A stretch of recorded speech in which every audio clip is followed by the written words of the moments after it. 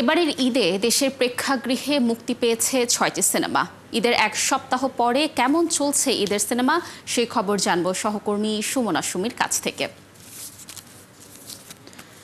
সুমি, আপনি তো স্টার সিনেপ্লেক্সে রয়েছেন, আমাদের জানাবেন যে ঈদের তো এক সপ্তাহ চলে গেল, কোন সিনেমা আসলে দর্শককে বেশি টানছে সিনেমা হলের দিকে, কি তথ্য রয়েছে? লাবণী, আপনি জানেন যে এই ঈদে ৬টি সিনেমা মুক্তি পেয়েছে, যার মধ্যে তাণ্ডব, নীলচক্র, এশা মার্জার, উৎসব।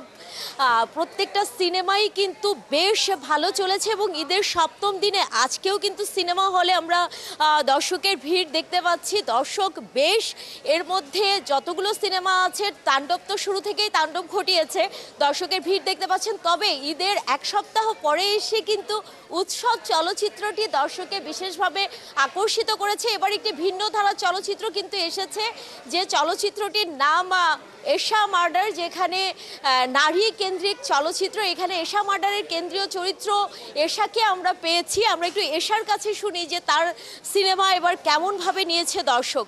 পূজা এগনেজ ক্রুজ এশা মার্ডারে আছেন একেবারে কেন্দ্রীয় চরিত্রে, একটু বলবেন আপনার সিনেমা।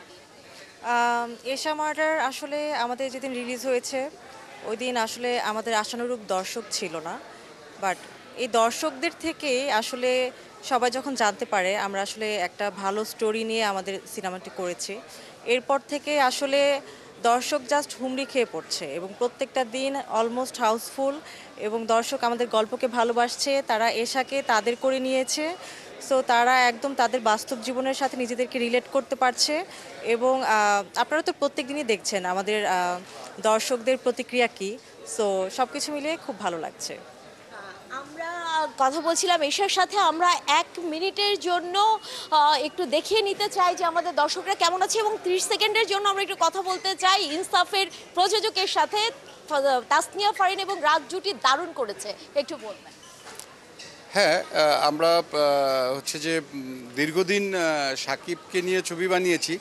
টানা ১৩টা মুভির পরেই রাজ এবং তাসনিয়া ফারিন এই দুইটা নতুন আর্টিস্টকে নিয়ে আমরা কাজ করলাম, মানে আমাদের নতুন। রাজ তো অনেক শক্তিমান অভিনেতা, আর ফারিন হচ্ছে নাটক ওয়েব সিরিজে খুব ভালো করেছে, অনেক মানে ভালো অভিনেত্রী। তো আমরা ছবিতে যখন এক করেছি তো দর্শক গ্রহণ করেছে, খুব ভালোভাবে গ্রহণ করেছে এবং আমরা হ্যাপি।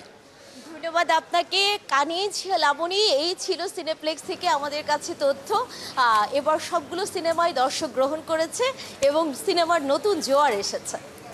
সুমি, অসংখ্য ধন্যবাদ আমাদের সাথে যুক্ত থাকার জন্য। আমরাও আশা করছি ঈদের ৬টি সিনেমা যে রয়েছে প্রত্যেকটি সিনেমাই আসলে দর্শক জনপ্রিয়তা পাক।